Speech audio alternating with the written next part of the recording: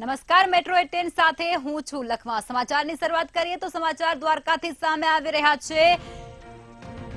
દ્વારકામાં operation Angel સફળતાપૂર્વક સફળ થઈ ચૂક્યું છે। 2-2.5 વર્ષની જે બાળકી હતી બોરવેલમાં ફસાઈ હતી તેને બહાર નીકાળવામાં સફળતા મેળવી ચૂકી છે। ત્યારે બાળકીને બોરવેલમાંથી બહાર કાઢવામાં આવી છે। તમામ ટીમોની મદદથી આ બાળકીને બોરવેલમાંથી બહાર કાઢવામાં સફળતા મળી છે।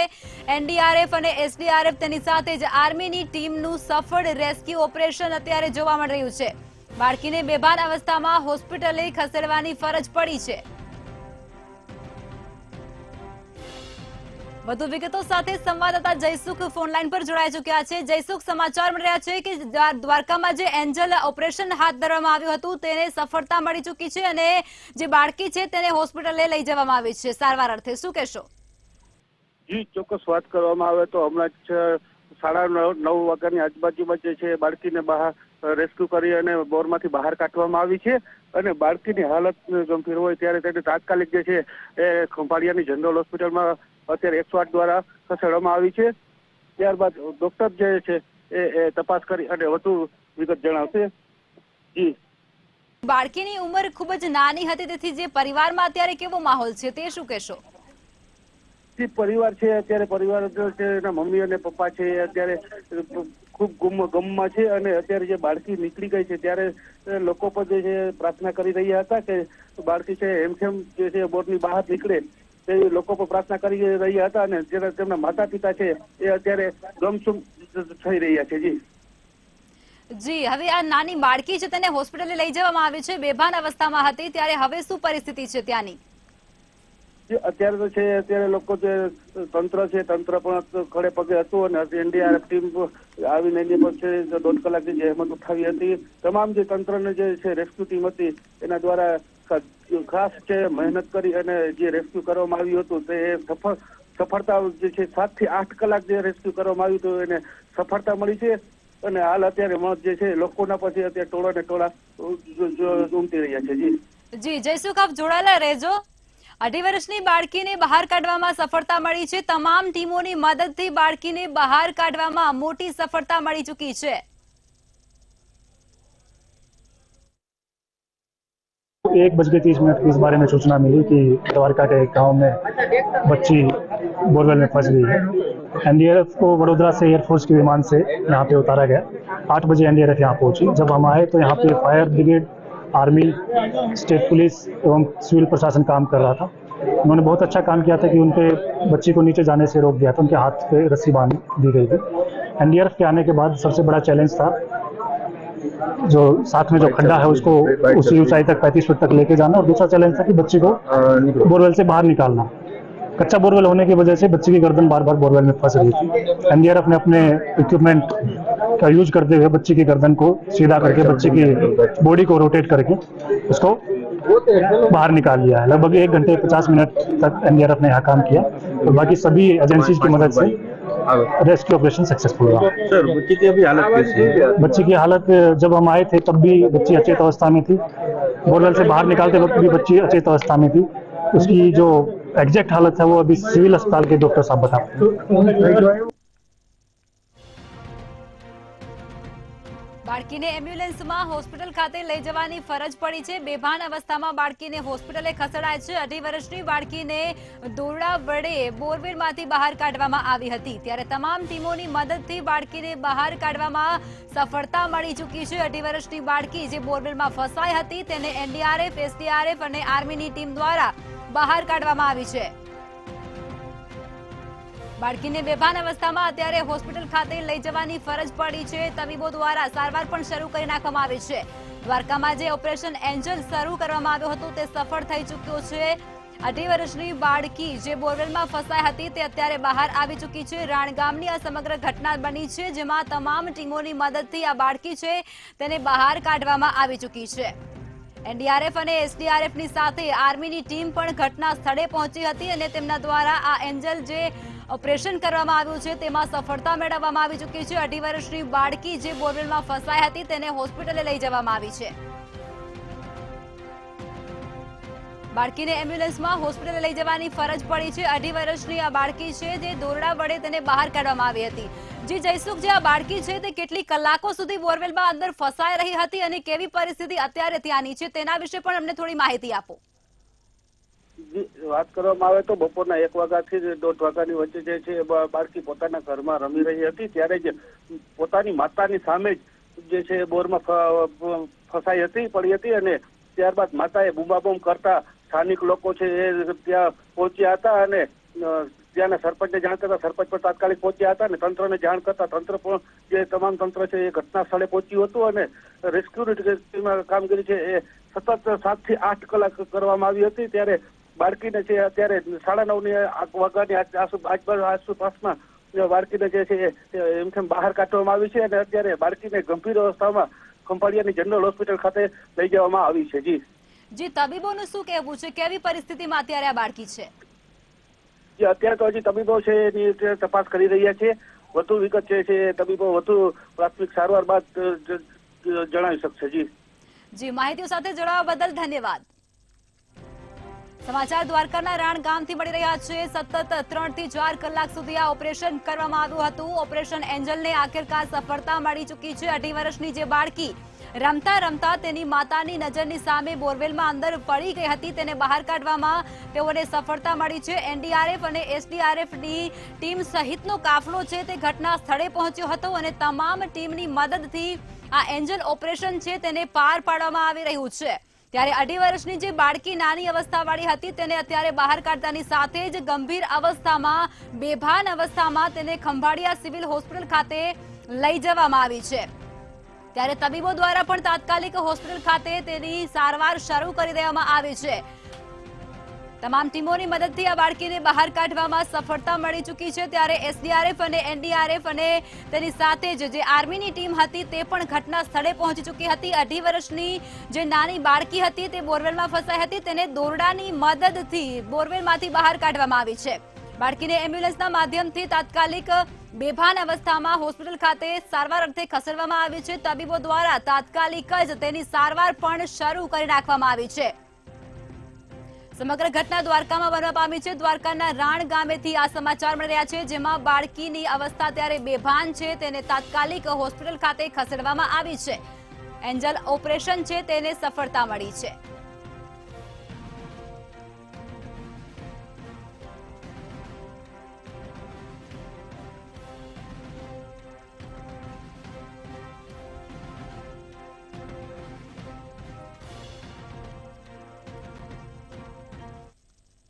આવતીકાલથી ગુજકેટ પરીક્ષા જે 2024માં લેવાની છે તેના ફોર્મ ભરવાની શરૂઆત થઈ ચૂકી છે।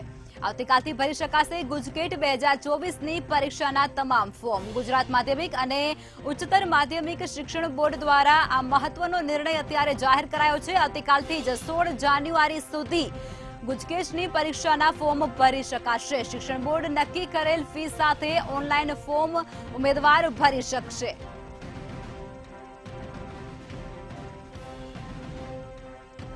મહત્વપૂર્ણ સમાચાર ઉમેદવારો માટે અત્યારે સામે આવી રહ્યા છે। ડિગ્રી, ડિપ્લોમા અને ફાર્મસીમાં પ્રવેશોત્સુક વિદ્યાર્થીઓ પણ તમામ ફોર્મ ભરી શકશે। એબી અને એબી ગ્રુપના HSC વિજ્ઞાન પ્રવાહના ઉમેદવારો પણ ફોર્મ ભરી શકશે। આવતીકાલથી 16 જાન્યુઆરી સુધી તમામ ઉમેદવારો છે તેઓ ફોર્મ ભરી શકશે પરીક્ષાના। શિક્ષણ બોર્ડ નક્કી કરેલ ફી સાથે ઉમેદવારોને ઓનલાઈન ફોર્મ ભરવાનું રહેશે।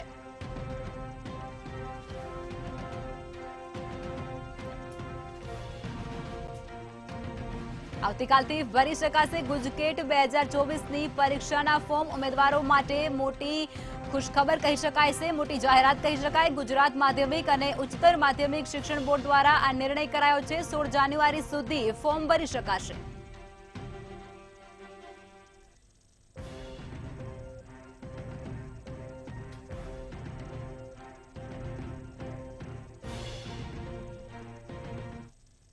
તો આ તરફ ગૌણ સેવા પસંદગી મંડળ દ્વારા પણ પરીક્ષાની જાહેરાત કરી દેવામાં આવી છે। ઉમેદવારો માટે સારા સમાચાર। ગૌણ સેવા પસંદગી મંડળે પણ ભરતીની જાહેરાત કરી દીધી છે। નવી ભરતી કરવામાં આવશે, જેમાં વર્ગ 3ની 188 ખાલી જગ્યાઓ પડી છે તેના પર તાત્કાલિક ભરતી કરાશે। સંશોધન મદદનીશની 99 જગ્યાઓ પર ભરતી કરવામાં આવશે। આંકડા મદદનીશની 89 જાગતો માટે ભરતી કરવામાં આવશે. ઉમેદવારો 2 જાન્યુઆરીથી પોતાના ફોર્મ ભરી શકશે, ઉમેદવારી નોંધાવી શકશે. ઉમેદવારો માટે સારા અને મહત્વના તેમજ મોટા સમાચાર કહી શકાય છે. ગૌણ સેવા પસંદગી મંડળે નવી ભરતીની જાહેરાત કરી છે, જેમાં વર્ગ 3ની 188 ખાલી જગ્યાઓ પર ભરતી કરવામાં આવશે. સંશોધન મદદનીશની 99 જગ્યાઓ પર ભરતી કરાશે.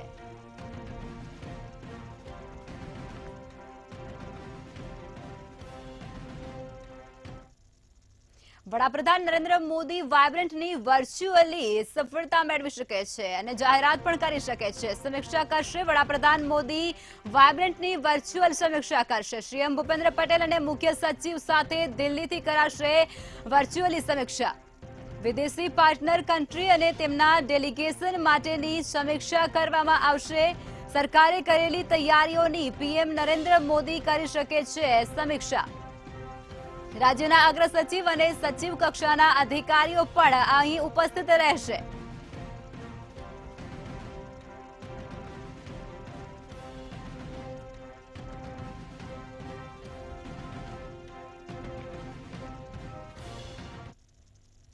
મહત્વના સમાચાર સામે આવી રહ્યા છે. જીએસટી વિભાગને કરોડોની આવક નોંધાઈ છે. જીએસટી વિભાગને ડિસેમ્બર મહિનામાં 5000 અને 79 કરોડની આવક નોંધાઈ ચૂકી છે. આઈજીએસટી અને એસજીએસટી સેટલમેન્ટના રૂપિયામાં કરોડોનો આવક નોંધાય છે. ડિસેમ્બરના વેટ હેઠળ રૂપિયા 2790 કરોડની આવક નોંધાઈ ચૂકી છે. ગત વર્ષ કરતા આ વર્ષે 15%ની આવકમાં વધારો નોંધાયો છે. આ વર્ષના કર વિભાગના લક્ષ્યાંકમાં 76% પૂર્ણ થઈ ચૂક્યા છે. સમાચાર સામે આવી રહ્યા છે. જીએસટી વિભાગને ડિસેમ્બર માસમાં 5000 અને 79 કરોડની આવક નોંધાઈ ચૂકી છે. કરોડોની આવક છે તે જીએસટી વિભાગને અત્યારે નોંધાય છે. આખરી મહિનામાં જ કરોડોની આવક. ડિસેમ્બરમાં વેટ હેઠળ 2790 કરોડની આવક અત્યારે નોંધાય છે. ગત વર્ષ કરતા આ વર્ષે 15%નો આવકમાં વધારો.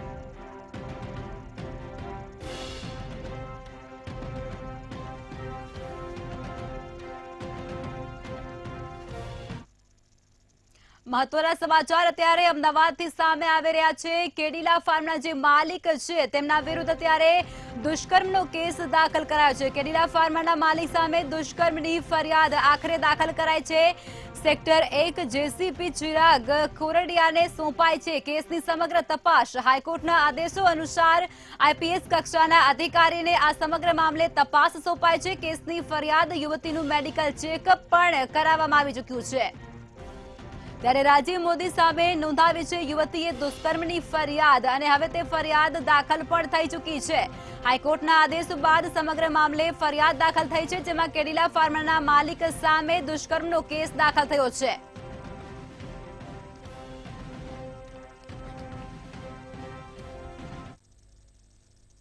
સમસ્ત રબારી સમુદાયના આસ્થા કેન્દ્ર એવા તરભ ખાતે વાડીનાથ મહાદેવના મંદિરનો પ્રાણ પ્રતિષ્ઠા મહોત્સવ યોજાયો હતો, જેને લઈ અને આજે અમદાવાદમાં દિવ્ય શોભાયાત્રાનું આયોજન પણ કરવામાં આવ્યું હતું.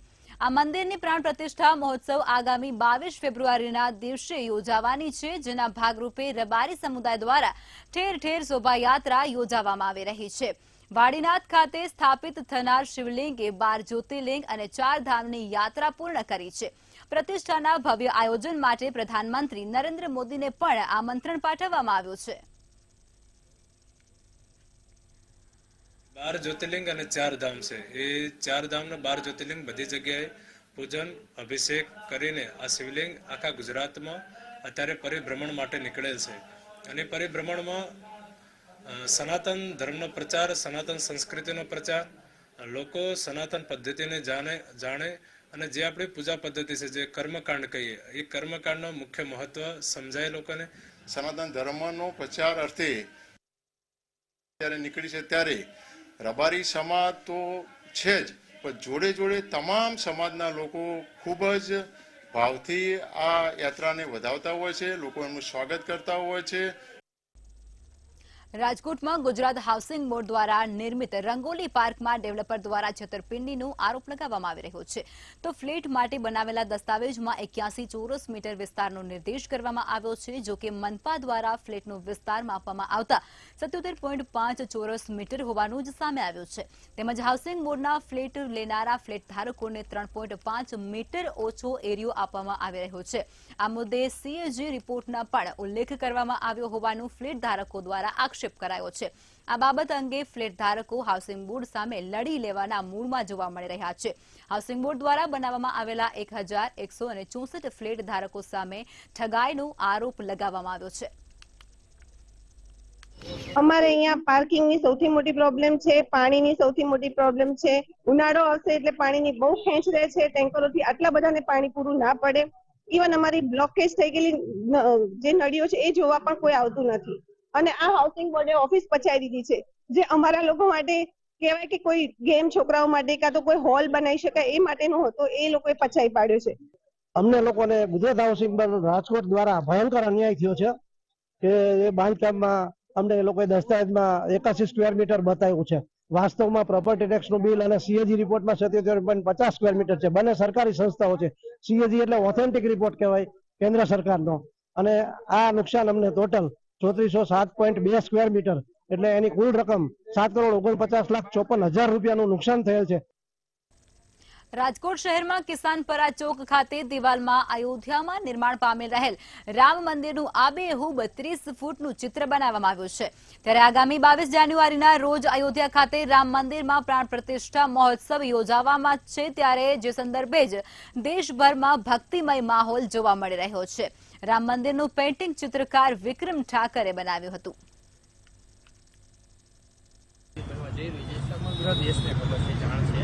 એનું આપણે અહીંયા પેઇન્ટિંગ કરવાનું છે.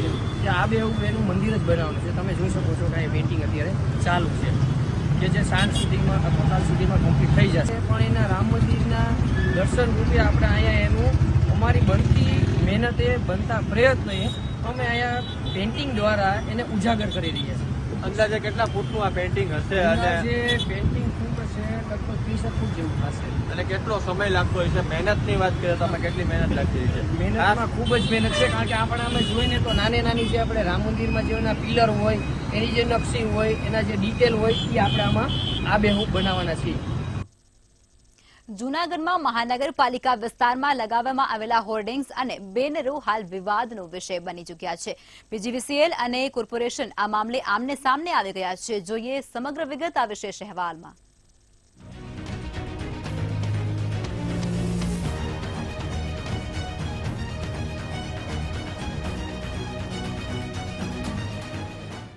જૂનાગઢમાં મહાનગરપાલિકા હોર્ડિંગ્સ અને બેનરોને લઈ થયો વિવાદ. પીજીવીસીએલ અને કોર્પોરેશનના આ મામલે આવ્યા આમને સામને. મહાનગરપાલિકામાં હોર્ડિંગ્સ અને બેનરો લગાવ્યા નિયમ વિરુદ્ધ. ઇલેક્ટ્રિક હોર્ડિંગ્સથી વ્યક્તિનો હાથ કપાયાનો બન્યો બનાવ. જૂનાગઢ મહાનગરપાલિકા વિસ્તારમાં જાહેરાતો અને સરકારની વિવિધ યોજનાઓના પ્રચાર માટે હોર્ડિંગ્સ અને બેનરો લગાવવામાં આવે છે, જે માટે મહાનગરપાલિકા આ હોર્ડિંગ્સને વિવિધ એજન્સીઓને આપે છે અને તેમની પાસેથી ફી વસૂલ કરે છે.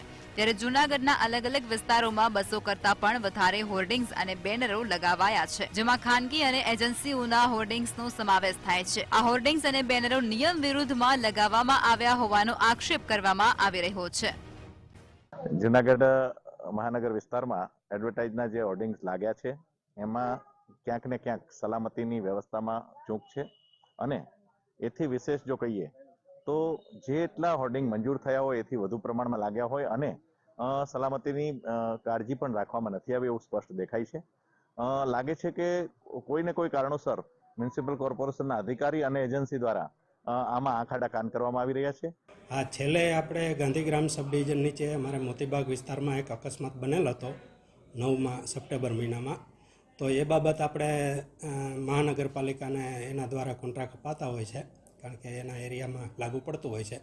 તો એને આપણે નોટિસથી જાણ કરી છે કે ભાઈ આવા અકસ્માત ન બને, કોઈને જાનહાનિ ન થાય, કોઈ સામાન્ય લેબર કે કોઈ પણ જે કોઈ એના હોર્ડિંગ લગાડતી એજન્સીને, કારણ કે તે ખૂબ જ અગત્યનું છે કે પણ તેની પણ સલામતી જળવાય તે માટે તેમને આપણે નોટિસથી જાણ કરેલ છે અને અન્ય કોઈ જગ્યાએ પણ આવું હોય તો તે માટે સૂચિત કરેલ છે. પીજીવીસીએલ જુનાગઢ દ્વારા અમને એક પત્રથી જાણ કરવામાં આવેલ છે કે મોતીબાગ પાસે આવેલ પટેલ કેળવણી મંડળની સામે 11 કેવલીની બાજુમાં એક 20x10નું હોર્ડિંગ બોર્ડ જો ઊભું કરેલ છે. ત્યાં હોર્ડિંગ બોર્ડનો માણસ ઉપર હોર્ડિંગ બોર્ડ ચડાવવા જતા એને શોટ લાગેલ છે અને એને નુકસાન થયેલ છે. તે સંદર્ભે અમોને 4/10/2023થી અમને પત્ર જાણ કરવામાં આવેલ કે હવે પછી આવા હોર્ડિંગ બોર્ડ 11 કેવીની લાઇનથી બાજુમાં કંઈ મારવા નહીં અને લગાડવા હોય તો દૂર કરવા.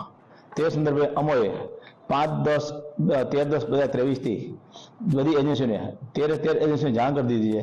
હવે પછી 11 કેવીની લાઇનની આજુબાજુમાં હોર્ડિંગ બોર્ડ મારવા નહીં, કારણ કે હોર્ડિંગ બોર્ડ એ લોખંડના હોય અને જેથી લોખંડની જે બાજુમાં શોર્ટ સર્કિટ થાય, ભવિષ્યમાં આવો બનાવ ન બને તેની તકેદારી થાય તે ભાગરૂપે અમે તમામ એજન્સીને જાણ કરી દીધેલ છે.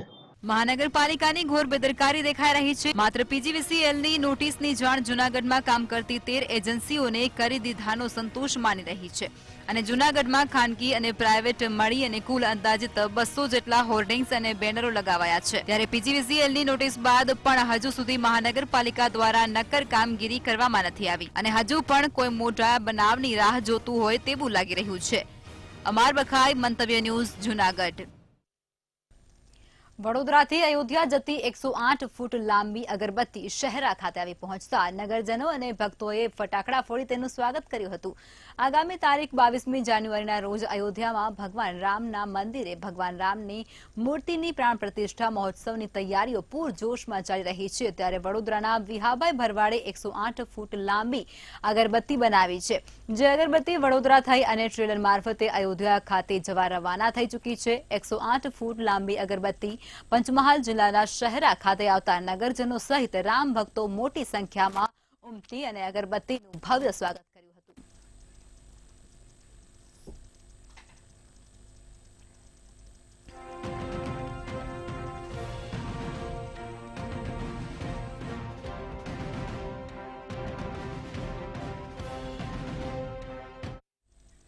ગુજરાત પશુપાલન ક્ષેત્રે ભારતનું જ નહીં પરંતુ સમગ્ર એશિયાનું પણ રોલ મોડેલ બની ચૂક્યું છે.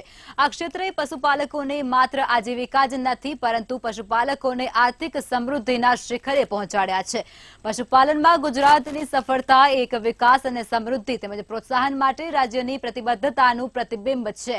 ગુજરાતમાં અમૂલની સંગઠિત ડેરીની ખરીદી 30 લાખ હતી, જે આ વખતે અને 27 વર્ષ પછી તે 9 ગણી વધી અને 270 લાખ થઈ ગઈ છે. ગુજરાત કોઓપરેટિવ મિલ્ક માર્કેટિંગ ફેડરેશનની વિશ્વવિખ્યાત અમૂલ બ્રાન્ડ દૈનિક ધોરણે 36 લાખ દૂધ ઉત્પાદકોને 200 કરોડ રૂપિયાની આવક પૂરી પાડે છે.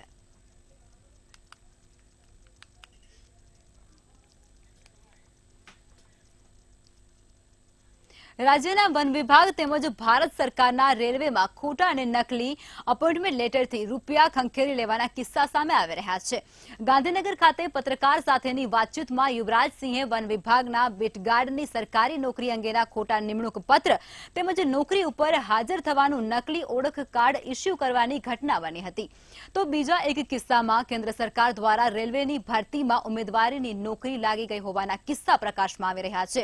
તેમજ ફેક વેબસાઇટ તેમજ ખોટા અપોઇન્ટમેન્ટ લેટર પણ સામે આવી રહ્યા છે. ત્યારે ગાંધીનગર ક્રાઇમ બ્રાન્ચ ખાતે સરકારના ખોટા લેટર પેડ અને સ્ટેમ્પ વાપરી અને આચરેલા ષડયંત્ર બાબતે ફરિયાદ પણ કરવામાં આવશે. તે ફોરેસ્ટ ગાર્ડની ભરતીમાં હજી તો પરીક્ષા લેવાની નથી, એ પહેલા જ જે ફોરેસ્ટ ગાર્ડ છે એના એપોઇન્ટમેન્ટ લેટર એ ઇસ્યુ કરવામાં આવી રહ્યા છે. એટલે કે આ જે એપોઇન્ટમેન્ટ લેટર છે એ ફોરેસ્ટ ગાર્ડ માટે સૌપ્રથમ ઇસ્યુ કરવામાં આવેલો હતો, પરંતુ આજે કેન્દ્ર સરકારની જે ભરતી હોય એ કેન્દ્ર સરકારના જે લોગા હોય એ લોગાનો ઉપયોગ કરવામાં આવેલો, એ જે સ્ટેમ્પ પેપર હોય એ સ્ટેમ્પ પેપરનો ઉપયોગ કરવામાં આવેલો અને જે નોકરી આપવાના જે વાયદા વચનો જે આપવામાં આવ્યા એ વાયદા વચનો ગાંધીનગરની અંદર આ જે ભરતી છે એ ભરતી કરવામાં આવશે. અને આ જે લેટર છે એ લેટરની અમે પુષ્ટિ કરી છે. આ લેટર સંપૂર્ણ રીતે એ ફેક છે.